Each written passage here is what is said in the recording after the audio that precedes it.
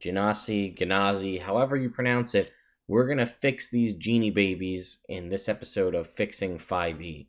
Two of them are pretty solid, the other two, not so much. So if you want to see what I'm talking about, stay tuned.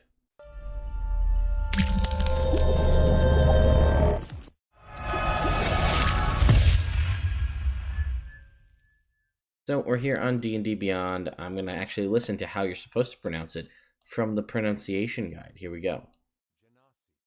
Genasi, says Matt Mercer. One more time. So that is how we actually pronounce it. So I guess I was right the first time.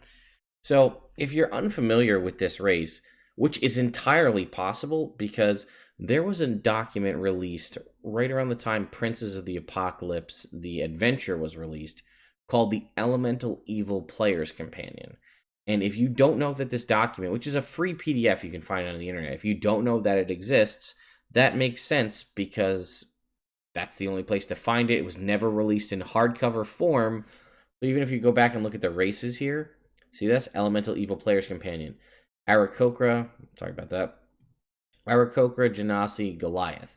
So Goliaths have since been reprinted in Volo's Guide to Monsters. They're not listed here under Volo's because they were in this book first.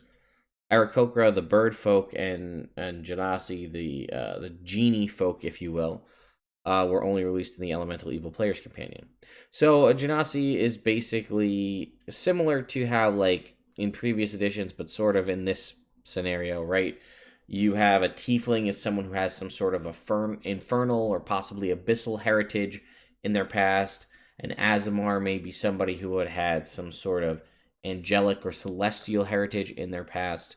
A shifter might be someone with lycanthropic history.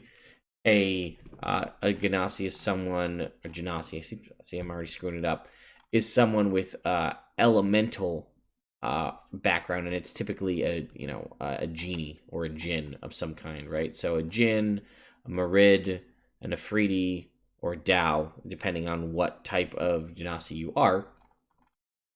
But that's enough of the history. Let's talk about what's wrong with the class, or sorry, the race. So base, you don't get a whole lot for being a Genasi. Base race, you're going to get a Constitution score increased by 2, Speak, Read, and Write Common and Primordial, and that's it. You don't get anything else for the base race. It's just your languages and your 1 ability score improvement. And then obviously a little bit of flavor text about, your medium size, you have a 30-foot walk speed, and that you live up to 120 years. So there are 4 sub-races tied around the 4 elements based on the genies, right? Air, earth, water, and fire. Water and fire are actually pretty good. They have a decent amount of balancing abilities. The other two, I really don't understand if these were just half fixed or what the plan was with these, but let's go ahead and take a look. So if you're an air Genasi, you get a +1 dexterity, so +2 con, +1 dexterity, and you can hold your breath indefinitely while you're not incapacitated. A pretty useful ability. And then you can cast the Levitate spell once with this trait, requiring no material components, and you regain the ability to cast it when you finish a long rest. Constitution is your spellcasting ability for this spell. Okay, not terrible. Let's look at Earth. Okay, so +2 con, +1 strength.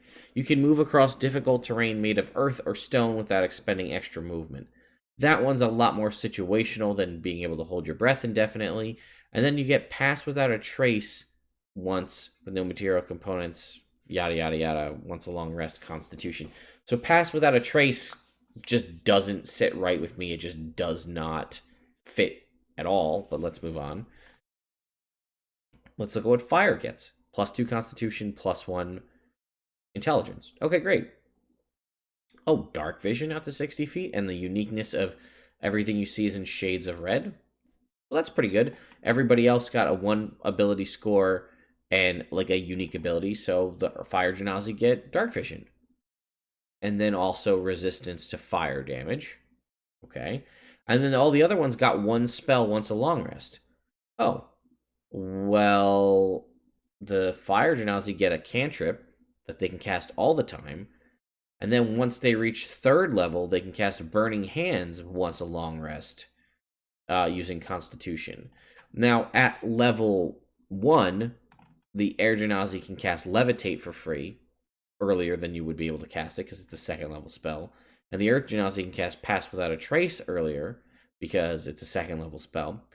But our Fire Genasi not only has a unique thing in giving itself Dark Vision, but also resistance to an extremely common damage type, and then a cantrip that it can cast all the time, and then also a spell once a long rest. Well, let's look at water. +2 Constitution, +1 Wisdom. Resistance to acid damage. Okay. Oh, it can breathe air and water, and it has a swim speed of 30 feet. So there's its unique ability like Dark Vision or Earth Walk. And what does it get? Oh, it gets the Shape Water cantrip. Okay. So that's interesting. A freebie cantrip. And then when it reaches 3rd level, it can cast Create or Destroy Water as a 2nd level spell. Which is weird because the Fire Genasi gets Burning Hands, but it's cast at 1st level, whereas the Water Genasi gets Create or Destroy Water at 2nd level. Same thing, Constitution is used to cast it once per long rest. Every other Genasi gets a 2nd level spell, except for the Fire one, which just gets Burning Hands at 1st level. So clearly, here you can see the design philosophy was all over the place. I don't think anybody knew what they were doing when they made these. It just, nothing matches up. There's no consistency. So here's how we fix this. First of all, every Genasi subrace is going to get their ability score improvement. They're going to get a unique ability type thing. They're going to get a resistance to a damage type. And they're going to get a cantrip. And then when they reach 3rd level, they can cast a spell at a 2nd level spell. Okay? So for this, the Water Genasi, we leave it alone, right? It gets resistance to acid damage. Its unique thing is the ability to breathe air and water and a swim speed. It has a cantrip. And then when it hits 3rd level, it can cast a 2nd level spell. It's Create or Destroy Water, which is a 1st level spell cast at 2nd level, but it gets a 2nd level spell. So let's go to Fire. Fire gets its ability score. It gets Dark Vision, which is its unique ability. It gets resistance to a damage type in Fire. It's going to get Produce Flame as a cantrip. And then we're going to make, once you reach 3rd level, Burning Hands can be cast at a 2nd level spell to make it even with the Water Genasi. Now, we're moving into Earth Genasi. So I'm going to go ahead and duplicate this tab because I meant to get to spells. Why does this stuff keep popping up? Okay, so we'll jump over to the spell page and come back here. So Earth Genasi is going to get their ability score in Strength. Great. They're going to get their unique ability, Earth Walk, which I don't particularly like because it's super situational in that it's ignore difficult terrain of earth or stone. I might just give them the ability to ignore difficult terrain, period. Like difficult land-based terrain, if that makes sense. Like if you're in water as an Earth Genasi, I think it should still prove to be difficult terrain. But like I don't see, it could be earth or stone, but like what about grass? What about a forest? Is that technically earth? So maybe that is the case and we just leave it alone. So what is the Earth Genasi going to get as far as a cantrip? Well, we're going to sort this by level here, and we're going to give it Move Earth. It's an Earth Genasi. That makes sense. Here we go. Mold Earth, right? You can choose a portion of dirt to shift and move it. You can make loose dirt. You can make shapes, dig stuff out, and excavate. That's a good cantrip. It's an Earth-themed cantrip. I will also point out that in the original release of Elemental Evil Player's Companion, all the elemental-based spells that were reprinted in Xanathar's, those were originally a publication in Elemental Evil Player's Companion, and they just reprinted them for Xanathar's. So you had all of these elemental-based cantrips in that book, and they chose to not give it to 2 of the subraces. So they're going to get Mold Earth as their cantrip. Constitution is used to cast it. And then I'm thinking they need to get some sort of Earth-based spell as their 1st level spell cast at 2nd level, or their 2nd level spell. You could argue Catapult could be an option, potentially. I'm not sure that I'm really feeling that. I think I know what I want is going to be... Why does this keep popping up? Earth Tremor. It would be the Earth Tremor spell cast at 2nd level, right? It's an Earth Genasi. You cause a tremor in the ground within range. Each creature other than you must make a dexterity saving throw. On a failed save, it takes a d6 bludgeoning damage and is knocked prone. If that ground, it's a 10-foot radius, if that ground in area is loose earth or stone, it becomes difficult terrain, which synergizes with the fact that you ignore difficult terrain if it's made with earth or stone, and cast at second level, it will be dealing 2d6 damage as opposed to 1d6. So that, I think, makes perfect sense. We need to give our Earth Genasi a damage resistance. Now, this is tricky because there is no real Earth spell or Earth damage type in 5th edition. So my gut tells me thunder damage, resistance to thunder damage would be, because it's elemental based, so we give it resistance to thunder damage, and that would be that. You could also, in theory, make an argument for resistance to bludgeoning damage, but I don't really feel like that fits. So what I'm going to do now, real quick, is just check. I'm going to go to the genie, and let's see, a Dow is an Earth Djinn, and they are immune to petrified, so they don't actually get a damage resistance, whereas you can see Afridi are immune to fire, Marid are resistant to acid, cold, lightning, and then Jinn are immune to lightning and thunder. So that was sort of my point, is, when you think of air, you think of thunder and lightning together. So Earth Genasi, you could say that it is resistant to, like I said, to thunder damage, possibly. Or you could possibly go the route to make it resistant to bludgeoning damage. I do feel bludgeoning damage obviously comes up a lot more than elemental damage, so that may be too strong. So I may just keep it with thunder damage. You could say like the Dow had immunity to the petrified condition, but that's even more niche than thunder damage. So I'm going to stick with thunder damage. Bludgeoning, you guys can make arguments in the comments down below. And lastly, for our air Genasi, we have our dexterity increased by 1. We have our unique ability in that you can hold your breath indefinitely while you're not incapacitated. Our damage resistance is going to be lightning, so that's going to solve that.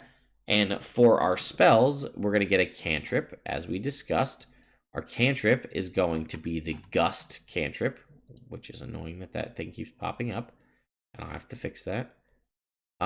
So we have this cantrip here, Gust, right? You can basically make a little puff of wind. Medium or small creature can be pushed away. A blast of air moving an object, or a harmless sensory effect causing leaves to rustle, wind to slam shutters, etc. So you've got an air-based pushing spell, a Gust spell, which fits perfectly as a cantrip. You could, in fact, leave Levitate as the, starting at 3rd level, you can cast the Levitate spell, which is a 2nd level spell. I'm fine with that. I think that that's a good spell. I don't think it's out of place to have it there. The only other thing that you could possibly do is take, I think it's the Gust of Wind spell, which is a 1st level spell, and possibly make that instead of Gust. But you also have Gust the cantrip based on what we just did. So I don't know if Gust the cantrip and then also Gust of Wind is too repetitive. So I may just leave it as Levitate. I think Gust of Wind's a 2nd level spell, actually, now that I think about it. Yeah, Gust of Wind is essentially the Gust spell, only significantly stronger in concentration. So I'd probably leave it as it is. I don't think Wind Wall is a 2nd level spell. You could make the argument for Wind Wall as well. But that's my overall fix. Everything is consistent, so there's no, it would be Warding Wind would be an option here, where you could have, blow a strong wind centered around you, and it can do a whole bunch of different things. Or just keep it as it is. Oops, that's wrong. Just keep it as it is, as the Levitate spell. So, again, simple concept. Everybody gets an ability score improvement. Everybody gets a unique ability. Everybody gets a damage resistance, and everyone gets a cantrip, and then a spell at 3rd level, a 2nd level spell. So once again, I'll run through those again. Air Genasi, +1 dex, hold your breath indefinitely while not incapacitated, resistance to lightning damage, the Gust of Wind spell, the Gust cantrip, and Levitate spell at 3rd level. When they reach 3rd level, they get levitate. Earth Genasi, strength +1, ignore difficult terrain of earth or stone without expending extra movement. The Mold Earth cantrip and the Earth Tremor spell at 2nd level when they reach 3rd level. Fire Genasi, intelligence +1, dark vision out to 60 feet, resistance to fire damage, produce flame cantrip, and when they reach 3rd level, the Burning Hand spell at 2nd level. It's a long rest. And the Water Genasi stays exactly as it is. Wisdom +1, resistance to acid. You can breathe air and water and have a 30-foot swim speed. Shape Water as a cantrip, and when you reach 3rd level, you can cast Create or Destroy Water as a 2nd level spell.